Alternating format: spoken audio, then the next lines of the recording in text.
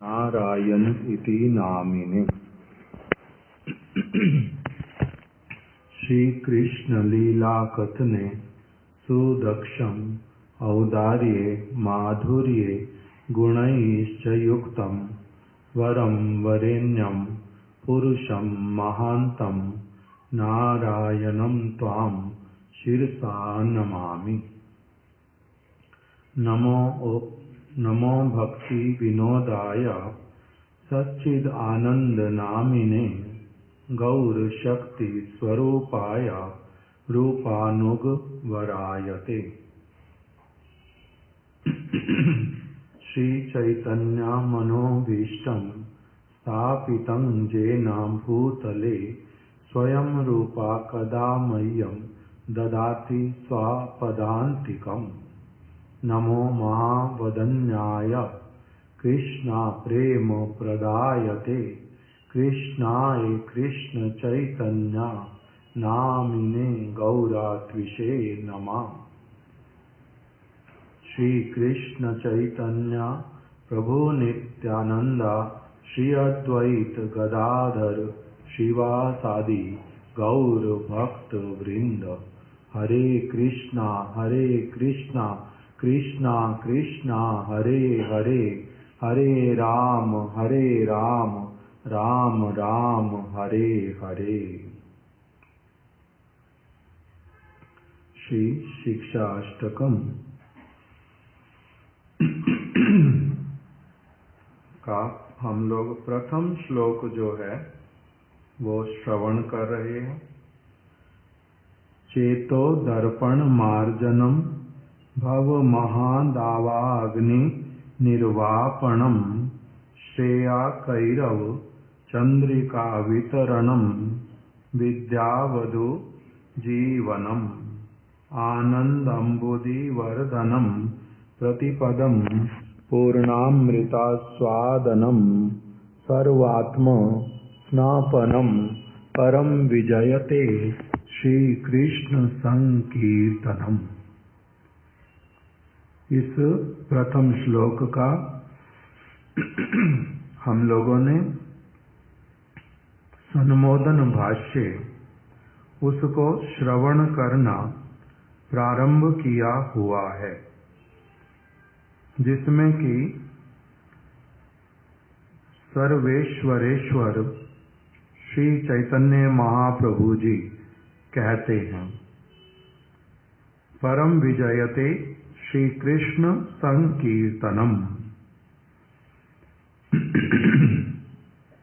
कल हम लोगों ने जिस पद्धति से श्रवण करना प्रारंभ किया था वो क्या था कि जो श्री कृष्ण चैतन्य महाप्रभु वो हैं सर्वेश्वरेश्वर, अर्थात ईश्वरों के भी ईश्वर, परमेश्वर, स्वयं भगवान श्री कृष्ण से अभिन्न। भगवान श्री कृष्ण ही श्री चैतन्य महाप्रभु के रूप में अवतरित हुए। श्री कृष्ण चैतन्य राधा कृष्ण नहीं अन्य। और देवादिदेव गौरचंद्र, जो गौरचंद्र हैं देवादिदेव हैं, स्वयं भगवान हैं। उन्होंने ही भक्त का रूप धारण करके, भक्ति साधक का उन्होंने रूप धारण किया। किस लिए? क्योंकि वो करुणा वारिधि, करुणा वरुणालय, करुणा के वो सागर स्वरूप हैं। उनके हृदय में करुणा ही करुणा भरी हुई है। और जब उन्होंने जीवों को परम जो संपत्ति उसको प्रदान करने की इच्छा की और उसी के आनुषंगिक फल स्वरूप जीवों का जो सब प्रकार का भव रूपी क्लेश सब समय के लिए चला जाएगा। इसी एक शुभ इच्छा से उनको सर्वोत्तम संपत्ति प्रदान करना और जिसके फलस्वरूप वो महाधनी हो उठे, परम आनंद प्राप्त करें और उनका सब प्रकार का जो क्लेश है वो नित्य काल के लिए दूर हो जाए। इसी शुभ इच्छा को लेकर के उन्होंने एक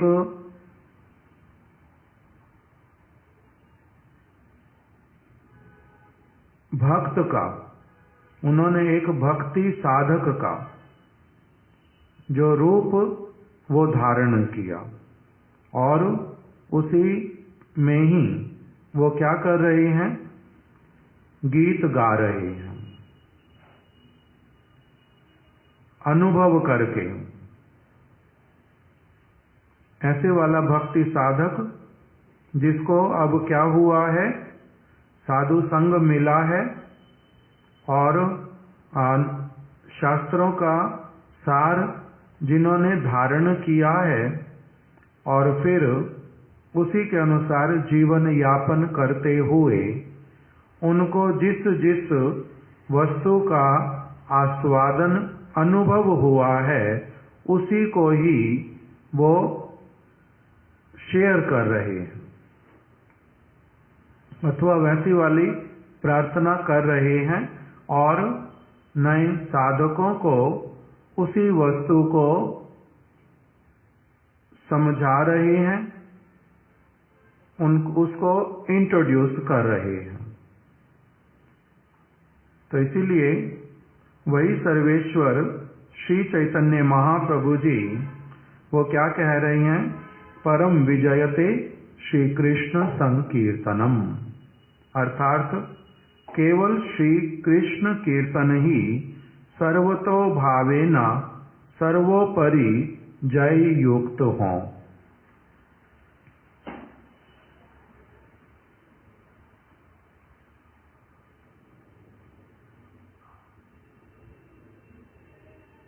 यहाँ प्रश्न हो सकता है कि माया शक्ति द्वारा रचित इस जड़ जगत में मायातीत अप्राकृत श्री कृष्ण संकीर्तन कैसे सर्वोपरि जय युक्त हो सकते हैं। कल हमने इसको श्रवण कर लिया है कि हम लोग इसको इस प्रकार से श्रवण करना प्रारंभ किया कि एक अध्यापक हैं और अन्य लोग छात्र हैं,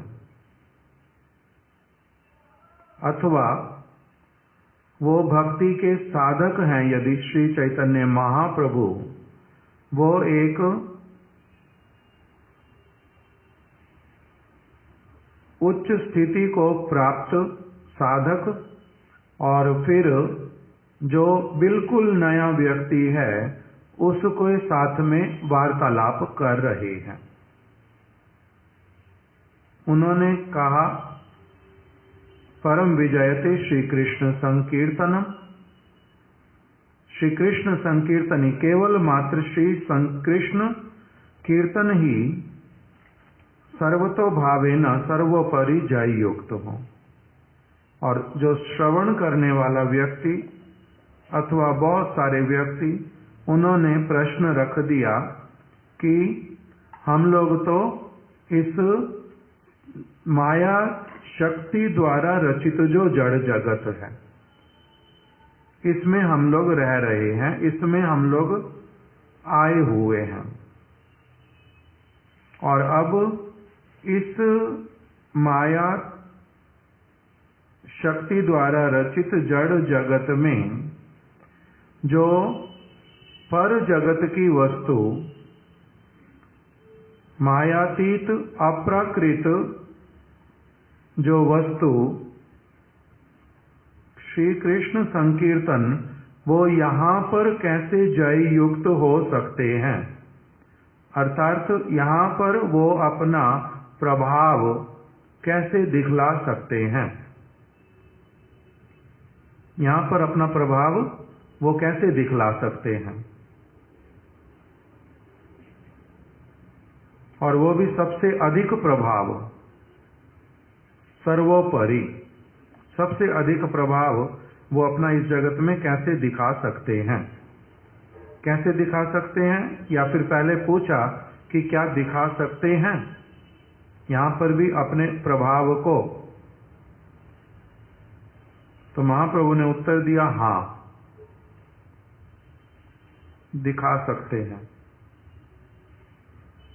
इसके लिए साधारण सा उदाहरण हमने क्या श्रवण किया था कि हम लोग भारत राष्ट्र में रहने वाले और बहुत सारे और राष्ट्र भी हैं। अलग अलग स्थानों का जो करेंसी है वो अलग अलग, उनका प्रभाव अलग अलग। वहाँ से प्रभावशाली जो करेंसी है वो यहाँ पर आ सकती है और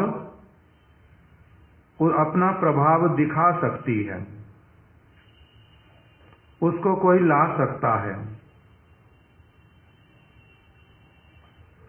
प्रभावशाली करेंसी में कुछ नाम कल हम लोगों ने सुने थे, उसमें भी फिर सर्वोपरि प्रभावशाली भी है। हमारे यहाँ पर है रुपया, किसी के यहाँ पर चलता है यूरो, किसी के यहाँ चलता है डॉलर, किसी के यहाँ पर चलता है पाउंड और किसी के यहाँ पर चलता है दिनार। अलग अलग हैं सारे, और सबका अपना अपना प्रभाव है। दिखाई देने में सारे के सारे कैसे हैं? कागज हैं क्या? सारे के सारे कागज के टुकड़े, उसके ऊपर किसी न किसी की फोटो बनी है, कोई ना कोई डिजाइन है, कुछ न कुछ देश का नाम लिखा है, और उसको असली नोट कब माना जाता है? जब वहां का गवर्नर जो है उसका गारंटी लेता है तो वो असली मान लिया जाता है। तो उसी प्रकार से जो वहां की करेंसी यहाँ पर आ सकती है, कैसे आती है? वहां का कोई व्यक्ति अपनी आप से यहाँ आ सकता है, वो अपनी संपत्ति कौन सी लाएगा अपने साथ में? अपनी कौन सी संपत्ति लाएगा? यदि कोई देखते हैं कि ओ इस देश के लोग निर्धन हैं, यहाँ पर कोई अकाल पड़ गया है अथवा दुखी लोग हैं, ये इनको बहुत सारी चीजें पता ही नहीं है अच्छी कि कैसे की जाती हैं, तो दूसरे देश से लोग आ जाते और अपनी संपत्ति को, अर्थात उनके मन में जो संपत्ति है वो भी, और साथ ही साथ में जो बाहरी रूप में संपत्ति है वो भी लेकर के आ जाते हैं और फिर लोगों का उपकार कर देते हैं और फिर चले जाते हैं। वो कहाँ चले जाते हैं? अपने ही स्थान पर। किंतु यहाँ पर क्या दे के चले जाते हैं? अपने देश की संपत्ति, अपने देश की कुछ अक्ल बुद्धि, वो भी दे के चले जाते। तो उसी प्रकार से जो पर जगत की संपत्ति, उसका भी इसी प्रकार से आना होता है इस जगत में, उस संपत्ति का भी इस जगत में उसी प्रकार से ही आना होता है। अब वो संपत्ति देने वाले लोग, एक तो हुआ उस देश का कोई व्यक्ति, उसका कृपा हुआ, मन में अच्छा भावना आया, इसलिए वो आया, वो दे करके चला गया। दूसरा, हमारे यहाँ का कोई व्यक्ति, उसने क्या किया? उसने देखा अथवा सुना कि वहाँ पर ये सब कुछ होता है, तो मैं वहाँ कैसे जा सकता हूँ, वो सब इंफॉर्मेशन गैदर किया और फिर उसको प्रैक्टिकल रूप दिया, पासपोर्ट बनवाया, वीज़ा लिया, पैसा इकट्ठा किया, वहाँ पर किसी से वार्तालाप किया। अगर कोई भी जान पहचान का ना हो तब भी मैं जा सकता हूँ या नहीं जा सकता? तब भी जा सकते हैं। कोई भी जान पहचान का नहीं होने पर भी तब भी लोग जाते हैं। किस तरह से जाते हैं? उन देश वालों ने यहाँ पर अपनी एम्बेसी यदि खोली हुई है, उस वहाँ पर जाने के लिए व्यवस्था है, एरोप्लेन लेकर के जाता है, तब जा सकते हैं। तो इसी प्रकार से यहाँ का व्यक्ति भी वहाँ पर जाने के लिए एलिजिबल हो जाता है यदि उसकी कुछ जो रिक्वायरमेंट वो पूरी कर ले, और फिर वहाँ जाकर के वहाँ की सारी चीजें देख सुन करके अनुभव करके वहाँ की संपत्ति को ला करके यहाँ दे सकता है। जैसे अलग अलग बीज लेकर के आते हैं, नहीं तो पौधे लेकर के आते हैं एक देश से दूसरे देश में, जो यहाँ नहीं होते वहाँ से उठा लाते हैं और फिर देखते हैं कि इस भूमि में वो पनप सकता है या नहीं पनप सकता। बहुत सारे पनप जाते, बहुत सारे नहीं भी पनपते। तो इसी प्रकार से अब जो ये विषय अपने आप से ठीक से समझ लेना है। उस जगत का कौन व्यक्ति है और इस जगत का कौन व्यक्ति है, इसका अंतर जो है वो भी एक समय में मिट जाता है। यदि कोई व्यक्ति वहाँ पर जाए, वहाँ पर जाकर के बहुत अच्छा अपना चरित्र आचरण और सेवा इत्यादि रखे तो वहाँ पर उसको परमानेंट सिटीजनशिप भी मिल जाती है, परमानेंट रेजिडेंट बन जाता है वहाँ का। तो इसी प्रकार से इस जगत का प्राणी उस जगत में जाकर के परमानेंट रेजिडेंट भी बन सकता है। उसके लिए पहले कुछ जो एक टेस्ट पास करना पड़ता, उसके लिए एक टेस्ट पास करना पड़ता। किस तरह का? वो सीधा अपने वहां पर पूरा सब आपको दिखाने के लिए करने के लिए नहीं लेंगे, पहले अलग प्रकार की एक परिस्थिति में रखते हैं, टेस्ट करेंगे।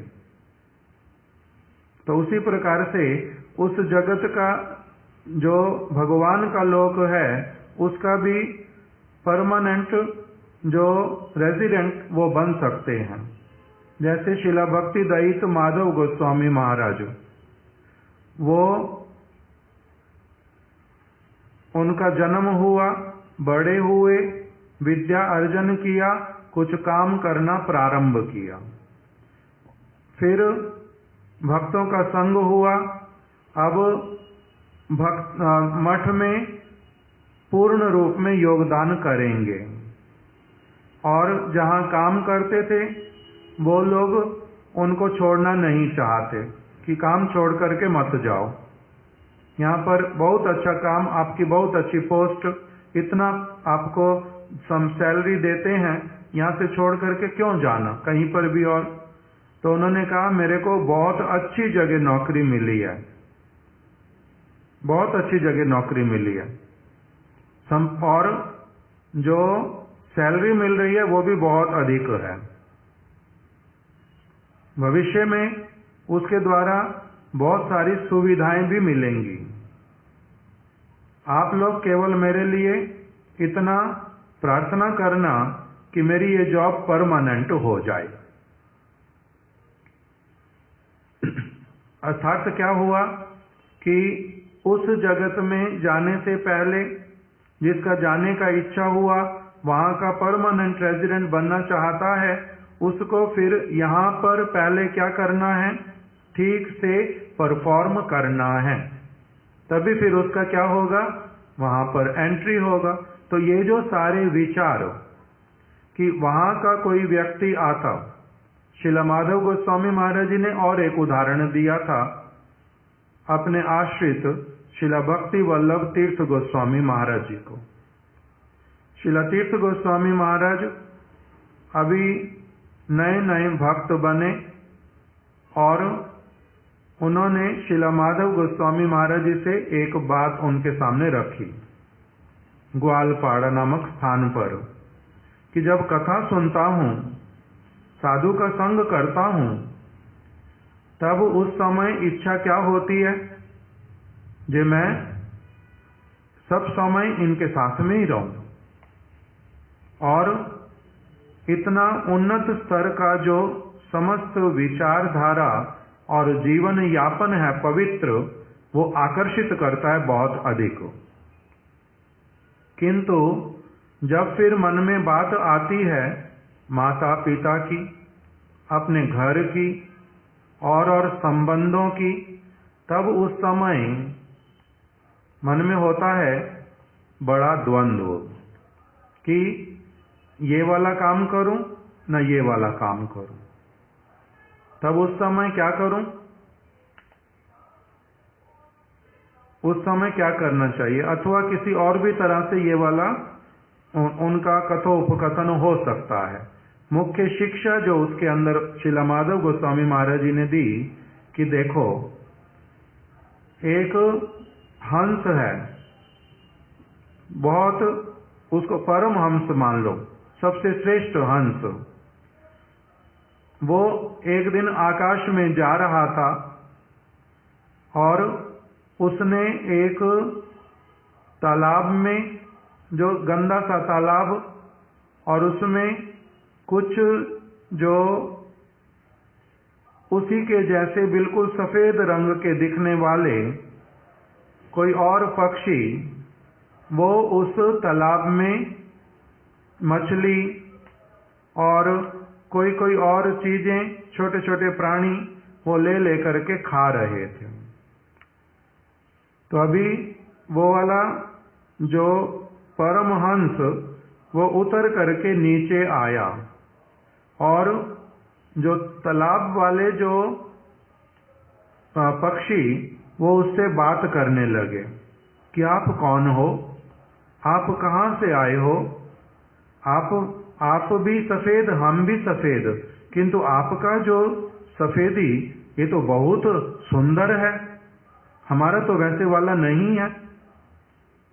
तो उन्होंने कहा कि क्योंकि मैं क्या खाता हूं, मैं रहता हूं एक अमृत सरोवर में, वहां पर सब समय कमल की जो नाल है अत्यंत सुंदर, अत्यंत सुगंधित, बहुत पवित्र, मैं केवल वही ग्रहण करता हूं, इसलिए मैं इस प्रकार का हूं। और आप लोग यहां पर छी छी इतनी गंदी गंदी चीजें खाते हो, किसी दूसरे प्राणी को खाते हो, उसमें दुर्गंध नहीं आता? मरा हुआ उसको पकड़ करके मार करके खाते हो, ये तो खराब वस्तु। और कितना गंदे जल में रहते हो तुम यहाँ पर, कितना दुर्गंधी है इस जल में, यहाँ कोई रहते हैं? तुम लोग मेरे साथ चलो, मैं तुम्हें क्या करूंगा, अपने साथ लेकर के जाऊंगा। वहां पर जो मैं खाता हूं, जैसे मैं रहता हूं, सारी सुविधा तुम्हारे लिए भी होगी। तो कहते हैं कि ऐसे कैसे हो सकता है, तुम तो हमें जानते ही नहीं हो, तुम हमारे को ऐसी वाली सहायता क्यों दोगे, अपना स्थान क्यों दिखलाओगे, तुम्हारा कुछ न कुछ स्वार्थ होगा, वहां पर हमारे से कुछ काम करवाओगे, नहीं तो किसी और स्थिति में हमारे को डाल दोगे, कहीं तुम ही तो हमें मार करके नहीं खा जाओगे। अलग अलग प्रकार के उनके मन में संशय आते हैं। तो इन्होंने कहा कि चिंता मत करो, सज्जन और दुर्जन को पहचानना भी नहीं आता, कौन छल करता है कौन केवल मात्र ऊपर से मीठी मीठी बात बोलता है, अंदर से कुछ और होता है, और कौन सत्य बात बोलता है, उसका भी तुम्हारे को अंतर करना नहीं आता। तुम चलो मेरे साथ में, मैं तुम्हारे को लेकर के चलूंगा। उस प्रकार का एक कथोपकथन हुआ। तो अभी उस जगत का प्राणी कोई हमें लेकर के जा सकता या नहीं लेकर के जा सकता? लेकर के जा सकते। और वो जगत है कहां पर जगत कहने से सब समय ऐसा नहीं होता है कि हमारे को यहां से मरने के बाद में वहां पर पहुंचना पड़ेगा। नहीं, जीवित अवस्था में ही वहां पर पहुंचा जाता है। और जो पहुंचाने वाले लोग वो, और जो पहुंचने का इच्छा करता, इनको क्या कहते हैं? मुक्त पुरुष। ये मुक्त पुरुष जीवित अवस्था में इनका कोई आसक्ति नहीं होता, कोई बंधन नहीं होता। ये सब कुछ संभव पर है इस जगत के उदाहरणों के द्वारा ही उसको समझ सकते हैं। कल मैं कृष्ण कृपा प्रभु, ये हमारे डॉक्टर कपिल, इनके साथ में कहीं गया था। बीच में बात करते करते कि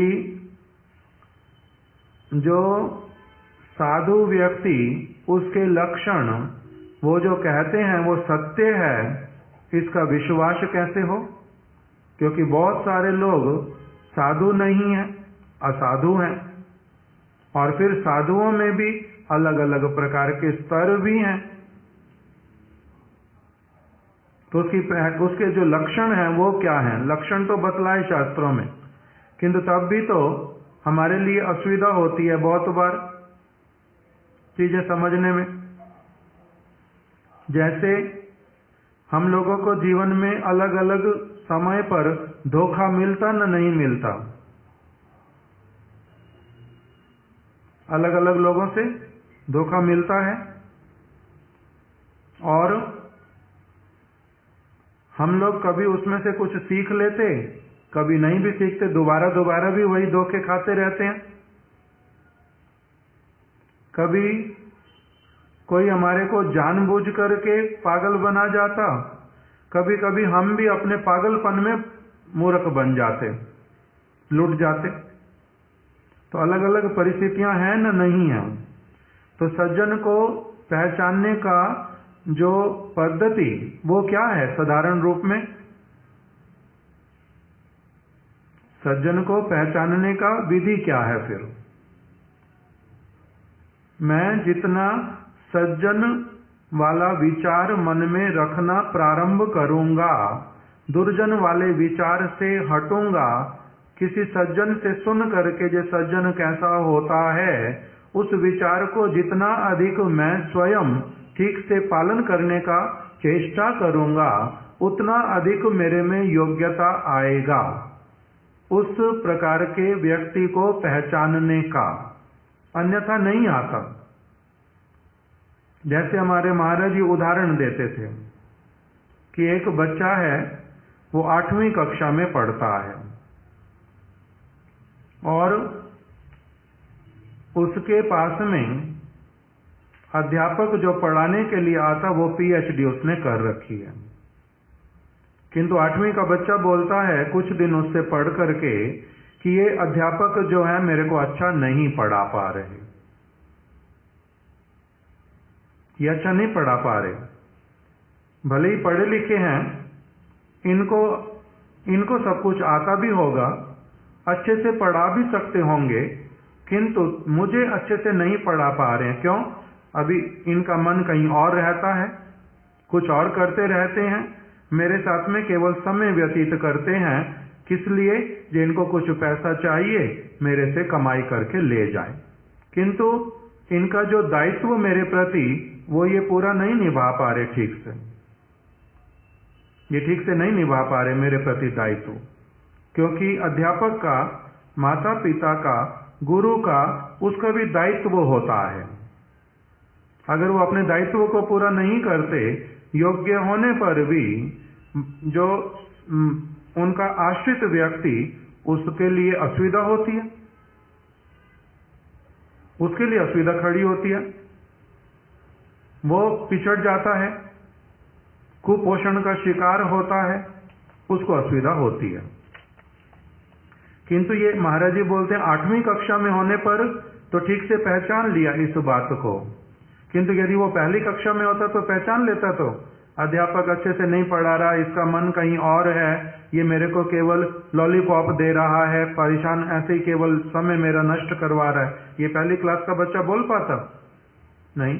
तो इसीलिए किसी व्यक्ति का स्तर समझने के लिए मेरा अपना भी स्तर जो है एक स्थिति तक वाला होना चाहिए। उसके बाद में दूसरी बात हुई कि हम चाहे जितना भी अपनी तरफ से सावधानी क्यों ना बरतें, बहुत सावधानी बरतने पर भी बहुत बार धोखा होता है, बहुत बार धोखा होता है। आप स्वप्न में नहीं सोच सकते कि ये व्यक्ति मेरे को धोखा दे सकता है, किंतु तब भी कभी कभी दुर्भाग्यवश ऐसी घटना भी हो ही जाती है। तो इसलिए वहां पर क्या करेंगे, वो अपने हाथ में नहीं होता, वो अपने हाथ में नहीं होता। वहां पर मान लेना पड़ता कि मेरे कर्म का अपना दोष है, नहीं तो इतना चेष्टा करने पर भी, इतना सावधान रहने पर भी, फिर भी ऐसे वाला हुआ मेरे साथ में, तो वहां पर अपना कर्म दोष मान लेना पड़ता। किंतु इसके अतिरिक्त उपाय क्या है? सावधान रहने के अतिरिक्त तो उपाय नहीं है। मैं किसी के साथ में संबंध बनाना तो नहीं छोड़ सकता ना, विश्वास करना तो नहीं छोड़ सकता ना, उसके बिना तो कुछ चल नहीं सकता ना, अध्यापक धारण किए बिना तो आगे नहीं जा सकता ना। अभी अगर मैं मान करके बैठ जाऊं कि सारे ही अध्यापक ऐसे वाले होते हैं, पीएचडी होने पर भी पढ़ाते ही नहीं है, तो मैं पढ़ूंगा ही नहीं, तो वो विचार भी ठीक होगा नहीं। तो इसलिए उपाय क्या निकलता है बीच में? केवल मात्र अपनी तरफ से जितना सावधानी उतना मैं रख सकता हूं, बाकी फिर कुछ कुछ क्या करना पड़ता, भगवान के ऊपर छोड़ देना पड़ता। कोई और है देखने वाला सभी को, जो धोखा करेगा उसको भी, और जो धोखा जिसको मिलेगा उसका भी, सब कुछ देखने वाला कोई ना कोई है। इस स्थान पर ला करके रख देना पड़ता वस्तु को, नहीं तो कोई और उपाय नहीं निकलता। तो इसलिए अब जो ये श्री कृष्ण चैतन्य महाप्रभु ये किस जगत की बात बोल रहे हैं? पर जगत की, और वहां की भी सर्वश्रेष्ठ संपत्ति की। और वो भी क्या कह रहे हैं? मैं इस जगत में वो वस्तु आ सकती है, इस जगत में तुम्हें मिल सकती है, धीरे धीरे धीरे धीरे तुम उसको पूरी तरह से ग्रहण कर सकते हो, वो ये गारंटी दे रहे हैं। तो ये कौन है?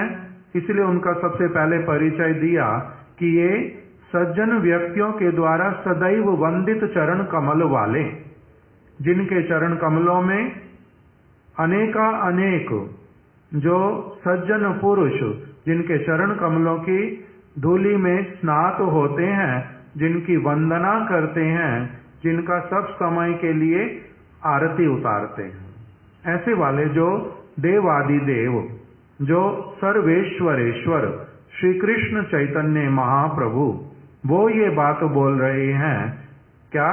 परम विजयते श्री कृष्ण संकीर्तनम। ये किसी साधारण व्यक्ति के द्वारा बोली गई बात नहीं है, इसलिए उसका बहुत बड़ा एक गुरुत्व है।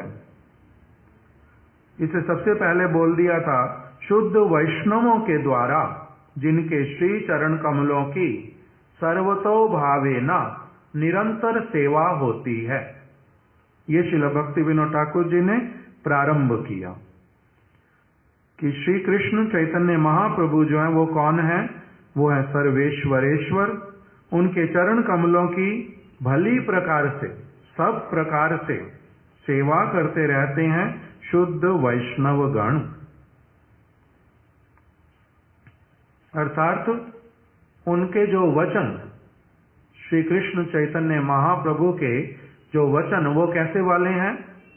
परम प्रामाणिक, परम सत्य,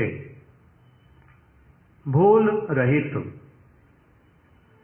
वास्तविक वचन।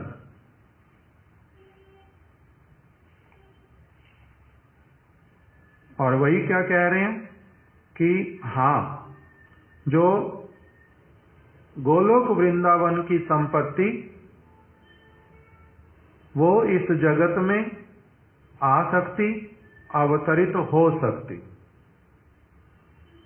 इस माया शक्ति द्वारा रचित जड़ जगत में भी वही वस्तु सबसे अधिक प्रभावशाली हो सकती है। ये परम सत्य है। हाँ, उत्तर दिया कि सर्वोपरि जय युक्त हो सकते हैं? कहते हाँ, परम विजयते श्री कृष्ण संकीर्तनम, जय युक्त हो सकते हैं। कैसे? उसके लिए कहा वह किस प्रकार श्रवण करें। यहां तक हमने कल भी सुना था। अब यहां पर आकर के सबसे पहले क्या विचार प्रारंभ किया कि जो भगवान, उनके लिए वेद में क्या कहा गया, श्रुतियों में एकामेव अद्वितीयम, और नेहा नाना अस्ति किंचन, और तीसरा सर्वम खलु इदम ब्रह्म। ये तीन वचन श्रुतियों के उठाए श्रील भक्ति विनोद ठाकुर जी ने, और उसी में ही बतलाया कि किस प्रकार से श्रुतियां अर्थात स्वयं वेद वो भगवान के नासिका से प्रकटित उन्हीं के वचन, जिनको सभी व्यक्ति किस रूप में स्वीकार करते हैं कि वेद हैं,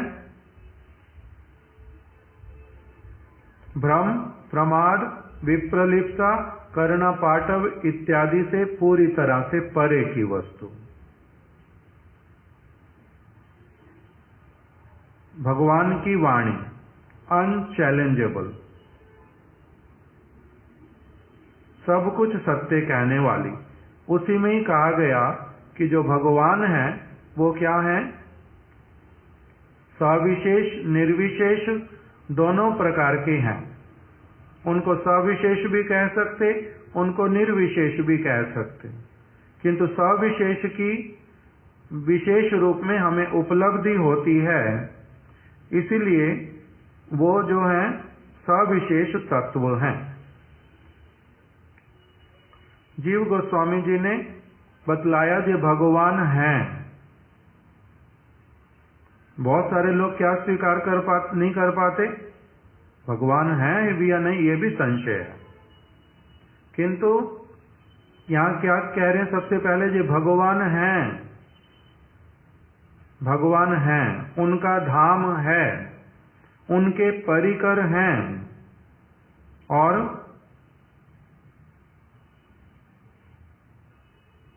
उन्होंने ही, जो हम जीव हैं, हम उन्हीं के ही विभिन्न अंश हैं। हम नित्य हैं, उन्हीं की भांति जन्म मृत्यु से परे हैं। ये प्रकृति उन्हीं के द्वारा बनाई गई है, अपनी माया शक्ति के द्वारा। हमारे को अपनी संतान जान करके ही उन्होंने हमारे हित के लिए हमें थोड़ी देर के लिए किसी कोठरी में, इस माया द्वारा निर्मित, भगवान ने ही माया के द्वारा निर्माण किया जिस कोठरी का, उस कोठरी में हमें थोड़ी देर के लिए बंद कर दिया है, यहाँ पर अपने भूल को सुधारने के लिए, हमारी भूल को सुधारने के लिए हमें इस कोठरी में बंद किया है। कोठरी जो है वो निर्जीव है, वो किसी को बंद कर नहीं सकती। हमारे को भगवान की इच्छा से ही, उन्हीं के ही द्वारा, जो उन्हीं की कोई दास दासी, उन्होंने क्या कर दिया, इस कोठरी में बंद कर दिया। ये सारा जो विचार उसको प्रकाशित किया। ये भगवान, उनकी शक्तियां बहुत प्रकार की हैं, उसमें उनकी ऐसी शक्तियां हैं जिससे वो अपने ही भिन्न भिन्न रूपों को भी वो प्रकटित करते हैं। अपने लोक को, उसमें अनेक प्रकोष्ठों को और फिर अनेक वस्तुओं को, अनेक अनेक परिकर गणों को प्रकाशित करते हैं चिद शक्ति के द्वारा। तटस्थ शक्ति के द्वारा जीवों को प्रकटित करते हैं, माया शक्ति के द्वारा इस प्रकृति जड़ जगत को प्रकटित करते हैं। वो हैं, उनका अत्यंत सुंदर रूप है, उनके अनेक प्रकार के गुण हैं, उनकी अनेक लीलाएं हैं। हम उनके नित्य दास हैं, हमारा उनसे नित्य संबंध है।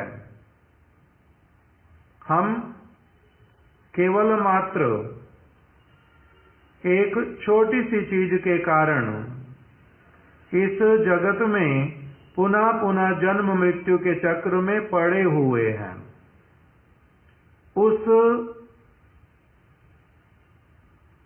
थोड़ा सा एक जो धूली सदृश कोई वस्तु जिसने हमारे को हमारे से ही परिचय जो नहीं होने दे रही परत एक, उसको केवल हटाने की आवश्यकता है। उसी प्रकार का जो सारा यहाँ पर विचार दिखाया कि भगवान है, उनका स्वरूप है, उनका तदरूप वैभव है, जीव है, प्रधान है। जैसे सूर्य इत्यादि के साथ में तुलना दिया था। फिर उनकी अपनी शक्ति है, वो शक्ति उनसे बद्ध जीव की तरह, जैसे मैं और मेरी शक्ति वो अलग अलग रूप नहीं हो सकते उसके, केवल कभी कभी वो अलग अलग रूपों में प्रकटित होती है, किंतु अमूर्त रूप में भगवान की शक्ति किंतु कैसी है, वो मूर्त रूप में भी प्रकटित हो जाती है, रूप धारण कर लेती है। क्यों? क्योंकि वो भगवान है, वो हमारे तर्क से परे की वस्तु है, मनुष्य वाले तर्क से परे है। तो ये जो सारा सिद्धांत ये हम लोगों को सुनाया, हम लोगों ने इसको पहले भी इसको श्रवण कर लिया है, इसलिए अब उसमें दोबारा से भीतर में नहीं जा रहे। इस विषय के जिसको पढ़ना होगा वो ठीक से अपने आप से पढ़ लेंगे, और कहीं पर कुछ अगर बात पूछनी होगी तो पूछ भी सकते। हम लोग क्या हैं? जीव। हमारे को हमारा जो नित्य स्वरूप, अर्थात उसमें पहले बतलाया भगवान के स्थिति, तद स्वरूप, तद्रूप वैभव, जीव और फिर प्रधान अथवा प्रकृति, एक ही बात, चार चीजें बतलाई। फिर बतलाया उनकी शक्तियां जो हैं वो रूप धारण करती हैं, वो मूर्त रूप धारण करती हैं। उसमें 3 शक्ति बता दी थी, कौन कौन सी? अंतरंगा, बहिरंगा और तटस्था, वो शक्ति बतलाया था। और जीव जो है, हम जो हैं, वो कौन सी शक्ति के अंश हैं, कौन सी शक्ति से प्रकटित हुए? भगवान के साथ में मिलकर के ही उनकी शक्ति कार्य करती है, अलग से नहीं करती कोई भी शक्ति। स्वरूप शक्ति के साथ में जब भगवान मिलकर के काम करते हैं तब प्रकटित होता सारा चिद जगत और वहां के नित्य सिद्ध प्राणी। जब भगवान तटस्थ शक्ति के साथ में मिल करके जो है क्रिया करते हैं तो उससे क्या प्रकटित होते हैं? समस्त जीव। जब भगवान ही माया शक्ति के साथ में मिल करके अपना क्रिया करते हैं उससे क्या प्रकटित होता है? जड़ जगत। ये इस प्रकार से सारा बतलाया। तो मैं जो हूं इनमें से कौन से वाला जीव हूं? भगवान ने तटस्थ शक्ति के साथ मिल करके जो क्रिया किया उसके द्वारा मैं प्रकटित हुआ हूं, एग्जिस्टेंस में आया हूं, मूर्त रूप धारण किया है। किसने? जीवात्मा ने। अब फिर उसमें आगे बतलाते हैं जो वो जीव आत्मा जो है उसके विषय में बतलाना प्रारंभ किया कि मैं कैसे इस जड़ जगत में फंस गया। मेरे को भगवान ने जो तटस्थ शक्ति से उत्पन्न करके मेरे को भगवान की जो स्वरूप शक्ति, चिद शक्ति, उसके द्वारा मैं चालित नहीं हुआ, भगवान के लोक में नहीं गया और मैं इस जड़ जगत में आ गया। क्योंकि तटस्थ से दोनों तरफ जा सकते हैं। तटस्थ का अर्थ ही क्या किया? जहां से दोनों ओर जाने की सुविधा है जिसको। तो अब मैं उस स्थान पर नहीं गया, मैं इस स्थान की ओर आया। इसका क्या कारण बना? इसके लिए बतला दिया कृष्ण भूली सेई जीव अनादि बहिर्मुख, अतएव माया तारे दे संसार दुख। मेरे को इस ओर आने का कारण बना कि मैंने क्या किया? कृष्ण को भुला दिया। और हमारे महाराज जी बड़े सरल रूप में बोल देते थे कि अब फिर यदि मैं उस तरफ जाना चाहता, रिवर्स करना चाहता अपनी सिचुएशन को, तो क्या करना पड़ेगा? पहले हुआ था कृष्ण को भूल करके इस तरफ आ गया, अगर कृष्ण को स्मरण करूंगा तो फिर क्या करूं? क्या होएगा? उस तरफ चला जाऊंगा। तो इसीलिए सब समय क्या करने के लिए कहा? कीर्तनिया सदा हरि। इसीलिए कहा ये कीर्तन करना मतलब स्मरण करना, उनका स्थिति समझना, अपने संबंध को उनसे जानना, उसको अधिक से अधिक घनिष्ठ करने के लिए क्या करना? उन्हीं क्रियाओं में लगे रहना। तो इसलिए तटस्थ वाले का सारा लक्षण बतलाया। अब फिर आकर के कह रहे हैं कि माया मुग्ध जीव। हम लोगों का एक और नाम क्या है? माया मुग्ध जीव। हम लोग किस वस्तु की तरफ मुग्ध होते हैं? माया की तरफ। माया मतलब जो केवल दिखने में बहुत अधिक आकर्षक, लुभावनी, दिखने में और सुनने में लुभावनी, टेस्ट में सुहावनी, लुभावनी, देखने का भी वही चाहते हैं, कान का भी सुनना भी वही चाहते हैं, जिह्वा से आस्वादन भी वही करना चाहते हैं और स्पर्श इंद्रिय से भी वही करना चाहते हैं, नासिका से भी वही करना चाहते हैं, मन के द्वारा भी वही चाहते हैं। क्या? केवल मात्र ऐसी वस्तु जो लुभावनी हो, उसी तरफ हम लोग क्या हो जाते हैं? इसको साधारण रूप में बोलते हैं क्या? ढुल जाना। उसी तरफ लुढ़क जाते हैं, उसी तरफ ही अपना साइड ले लेते हैं। करवट हमारी उसी तरफ ही, जैसे बोलते हैं ना, ऊंट देखते हैं किस करवट बैठता है। ऊंट किस करवट बैठता है, इसका मतलब क्या होता है? दोनों करवट बैठ सकता है या नहीं? बैठ सकता है, किंतु बैठता है किस करवट, वो देखने वाली बात होती है। किस करवट बैठता है? इस करवट बैठेगा तो माया के चंगुल में जाएगा, इस करवट बैठेगा तो इसका अर्थ क्या हुआ? ये भगवद वचनों से आकर्षित, भगवद रूप से आकर्षित, वास्तविक वस्तु को समझता। कौन सी वस्तु केवल दिखावटी, कौन सी वस्तु ओरिजिनल, कौन सी वस्तु थोथा चना बाजे घना, और कौन सी वस्तु? वास्तविक चना। ये क्या होता है थोथा चना? मतलब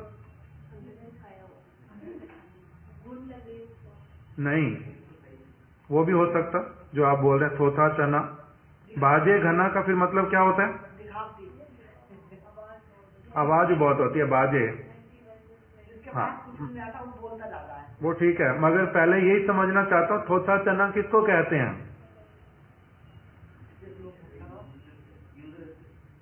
फिर ये तो उसका आपने मीनिंग बता दिया, वो तो पता ही है। थोथा चना होता क्या? चना कौन से वाले चने की बात करें? भुना हुआ चना, काला चना, सफेद चना, जो हरे वाला मिलता है वो वाला कौन से वाला है?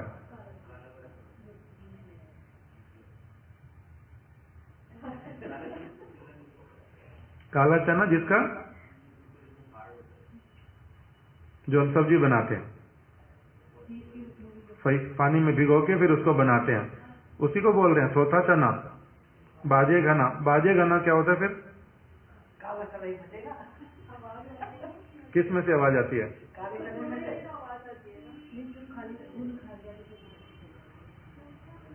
मेरे को ठीक से नहीं पता, मैं तो पूछ रहा हूँ आप सभी लोगों से। हाँ मेरे को पता नहीं है, तो सुना हुआ बचपन से ही, किंतु कभी उसके ऊपर विचार नहीं किया जे किसकी बात बोलते। उससे बात तो समझ आ जाती, जैसे गुरुदेव दूसरी बात बोलते थे, प्रीति दीदी ने इंग्लिश में बोल दिया, उसको क्या बोलते हैं? अधजल घगरी छलकत जाए। जे अधजल घगरी, घगरी मतलब जो इसको बोलते, मटकी नहीं हो, मटकी भी हो सकती है, किंतु घगरी बोलते किसको? ऐसे जो पीतल की कलसी, उसको बोलते हैं अधजल घगरी। उसमें अगर आधा पानी भरा हुआ हो तो वो क्या करता है, उसमें से आवाज आती है, जब सिर के ऊपर लेके उसको चलते हैं तो वो पानी धड़ धड़ धड़ धड़ इधर उधर आवाज करता है। किंतु अगर वो पूरा भरा हुआ हो तब वो शब्द नहीं करता, बड़े आराम से अपना चलता जाता है। तो इसी को बोल रहे हैं, किस रूप में हमने क्या बात बोलनी शुरू की थी? असली और नकली, लुभावनी वस्तु, ये माया है, ये भगवान है। कौन सी वस्तु क्या है उसको देखना, वो जो है जब तक मेरे को ठीक ठीक रूप में परसेप्शन प्रदान करने वाला व्यक्ति नहीं मिलता तब तक मुझे नहीं पता चलता, तब तक किसी को भी नहीं पता चलता कि क्या वस्तु क्या है। जो जहां रहता है, जो देखता रहता है या जो सुनता रहता है, उसके अनुसार संस्कार बनता रहता है। जैसे मृगारी ने जब पहली बार सुना नारद जी से कि इन प्राणियों को ऐसे अधमरा मारना नहीं, तो कहते क्यों, इससे क्या होता है, आपको क्या असुविधा है इसमें, आपको क्या असुविधा है इसमें? तो उन्होंने कहा जी इतना कष्ट पा रहे हैं, तो उसको वो कष्ट लगता ही नहीं था, उसको क्या लगता था, ये मेरे एंटरटेनमेंट का सोर्स है। और वो उसने क्या कहा कि मैं तो बचपन से ही देखता आ रहा हूं, पिताजी इसी प्रकार से क्या करते थे, प्राणियों को आधा मारते थे, जब वो कराते थे तो मैं बड़ी खड़े होकर तालियां बजाता था, बड़ा खुश होता था जी अभी और चिल्लाएगा और चिल्लाएगा और चिल्लाएगा। मगर जब मर जाता था फिर मैं कहता था कोई और प्राणी ऐसा मारो, मेरे को तो ये वाला शब्द अच्छा लगता है, इसको ऐसे ऐसे करना अच्छा। जैसे जितना छोटा बच्चा होगा उसको उतना अधिक जो आतिशबाजी बम पटाखे उसको उतना अच्छे लगते हैं। क्यों अच्छे लगते इतना बम पटाखे? उसको कोई लेना देना नहीं, इसमें तुम्हारा पैसा नष्ट हो रहा, तुम्हारा एनवायरमेंट नष्ट हो रहा, तुम्हारा टाइम नष्ट हो रहा, उसको क्या लेना देना? उसको क्या अच्छा लगता है? उसको कुछ नहीं समझ आती ये वाली सारी बात। उसको क्या अच्छा लगता है? उसमें से क्या निकलता है? एकदम से आग जैसे निकलती है, उसमें से शब्द निकलता है, कितना उड़ करके जाता है, इतना अच्छा लगता है। ये शब्द सुनने में आनंद है, ऐसे वो शोर नहीं है, एकदम से कितना धड़ाम आवाज करता है, कान फटने जैसे हो जाते हैं कई बार, तो उसमें क्या आनंद है, किंतु उसको पता चलता उसको पता चलता नहीं। उसी प्रकार से वो मृगारी अपनी बात बता रहा नारद ऋषि को कि मेरे को तो, मैं तो ये मृग सबसे ज्यादा जिस प्रकार से तड़पता था उसको देख करके मैं सबसे अधिक आनंदित होता था, मृग को देख करके। इससे मेरे पिता ने मेरा नाम क्या रख दिया था? मृगारी। हमारे गुरु महाराज जी बोलते थे कि मेरा नाम प्रमोद भूषण क्यों रखा मेरे पिताजी ने? क्योंकि मैं जैसे ही करताल बजती मृदंग बजता, उसी को सुन करके मैं एकदम से बड़ा ही हाथ पैर ऊपर नीचे करना, आनंदित होना प्रारंभ कर देता था। तो इसलिए उन्होंने नाम रखा था प्रमोद भूषण। तो मृगारी का नाम कैसे पड़ा? वो अपने आप से बोल रहे हैं, क्योंकि मैं मृग को देख करके इस प्रकार से आनंदित होता था, कराते हुए देख करके। जब पिताजी किसको मारते थे? मृग को। औरों को मारते थे, उनको देख के भी आनंदित होता था, किंतु मृग को मारने पर जब उसको देख करके जैसा मेरा आनंद होता था वो बहुत अधिक। तो इसलिए मेरे पिता ने नाम क्या रख दिया?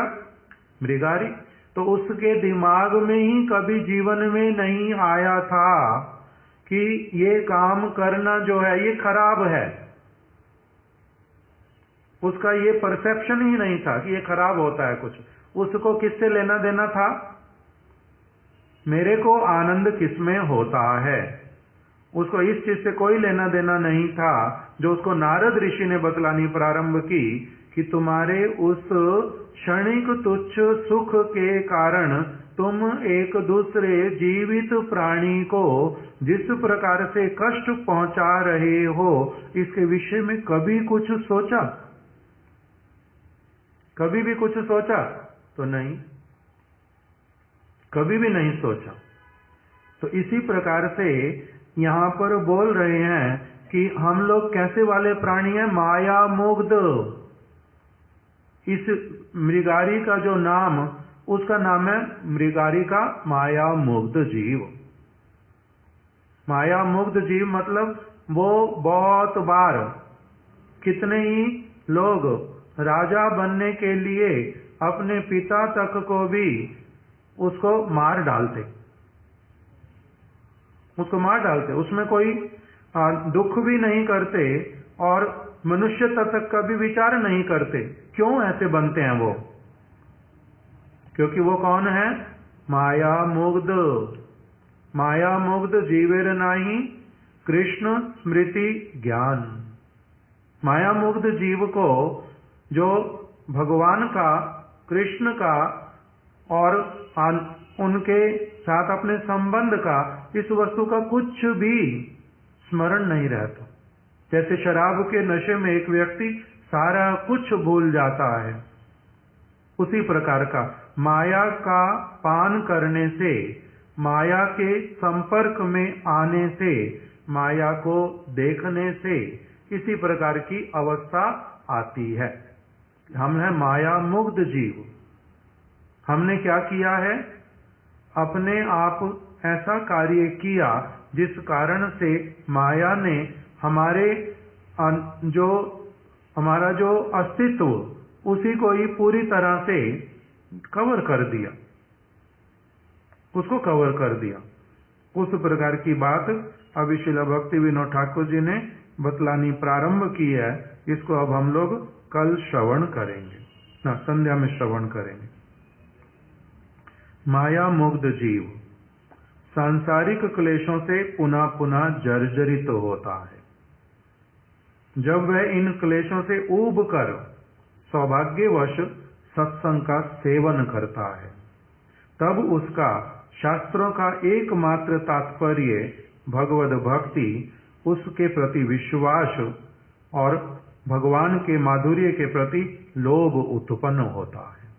ये जो क्रम बतलाया, अब हम लोग इसको संध्या में श्रवण करेंगे कि श्रील भक्ति विनोद ठाकुर जी किस प्रकार से अब जो श्री कृष्ण संकीर्तन के माध्यम से श्री कृष्ण इस जगत में विजय करते हैं, वो हमारे को क्रमशः अब उसके साथ में अवगत कराएंगे। यहीं पर ही रख देते कथा को।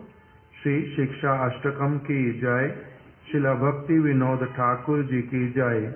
शिला गुरुपाद पद्म की जय। वृंदायै तुलसी देव्यायै प्रियायै केशवस्य च कृष्ण भक्ति प्रदे देवी सत्यवत्यै नमो नमः। वाञ्छाकल्पतरुभ्यश्च कृपा सिन्धुभ्य एव च पतितानां पावनेभ्यो वैष्णवेभ्यो नमो नमः। आज श्री नरहरि सेवा विग्रह प्रभु जी की और श्री भक्ति वैभव पुरी गोस्वामी महाराज जी की। नरहरि सेवा विग्रह प्रभु जी की तिरुभाव तिथि, श्रील भक्ति वैभव पुरी गोस्वामी महाराज जी की शुभ आविर्भाव तिथि है।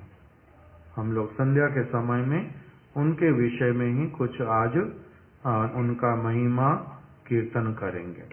जिनके लिए संभव होगा आप सभी लोग कृपा करके आ जाना।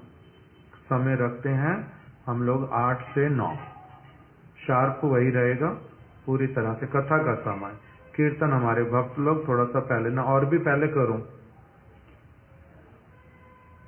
बताओ, 7:30 से 8:30 कर लेते हैं। कथा का समय 7:30 से 8:30, उससे पहले हम लोग कीर्तन कर लेंगे। कीर्तन भी अपने आप में कैसे वाले होते हैं, जैसे आज हमारे भक्तों ने कीर्तन किए, पहले उन्हीं की तिथि के उपलक्ष्य में 2 कीर्तन, बड़े अच्छे कीर्तन किए थे। तो कीर्तन में भी वास्तविक रूप में उनका महिमा गान होता है। तो इसलिए जिनके लिए कीर्तन में संभव पर होगा आना, वो 7 बजे आ जाएंगे। आधा घंटा कीर्तन करेंगे, 7 से 7:30, 7:30 से 8:30 कथा करेंगे। फिर भगवान का जो प्रसाद होगा वो ग्रहण करेंगे। हरे कृष्ण। मेरे प्रसाद, मेरी टेबल से एक मिठाई का डिब्बा ले आओ, तो दोनों ले आना।